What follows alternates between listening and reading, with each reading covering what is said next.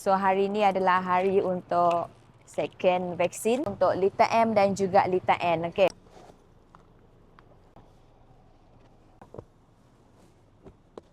Dan dalam masa yang sama, kita bawa Ipan sekali. Hari ni Ipan ada rabies punya vaksin. 7 ekor ni second vaksin. Lepas tu yang ini nak annual vaksin dan juga sekali rabies. Semua okey, Alhamdulillah. Awak dulu kecil, sekarang dah besar. Ya, Ipan kena cucuk rabies. Dia nak pergi mana vaksin rabies ni? Bismillahirrahmanirrahim. Tak Asya. Dan Ui, baguslah dia.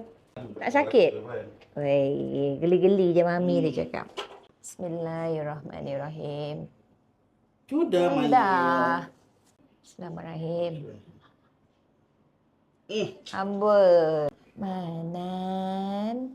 Bismillahirrahmanirrahim. Okey. Berbunyi sikit. Bismillahirrahmanirrahim. Pada awak geram. Ush, awak pun Pandai. tak rasa lah. Bismillahirrahmanirrahim. Pandai. Maknanya yang kecil tadi tu lagi berat Ya.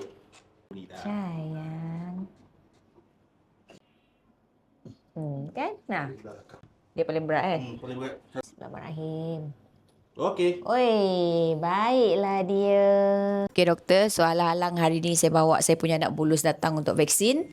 Saya nak tanya doktor, apa kebaikan vaksin ni untuk kucing? Boleh tak doktor terangkan sikit untuk saya punya followers? Apakah itu vaksin? Vaksin tu terdiri daripada yang dia cover adalah 4 jenis penyakit. Feline rhinotracheitis virus, feline calicivirus, feline parvovirus. Ini adalah penyakit-penyakit yang dia cover. So jika kita vaksin kucing kita ni dengan vaksin, dia akan di-cover daripada mendapat penyakit-penyakit ini. Itu kelebihannya. Kita Dia penyakit mungkin boleh tu. kena, tapi dia macam COVID. Maksudnya dia kena tapi taklah severe sangat efek dia. Berbanding dengan langsung tak ada. Okey, faham. So maksudnya vaksin ni sangat digalakkan lah sebenarnya, betul tak? Betul. Selain daripada vaksin, ubat cacing dan juga kutu. Yes. Terima kasih doktor. So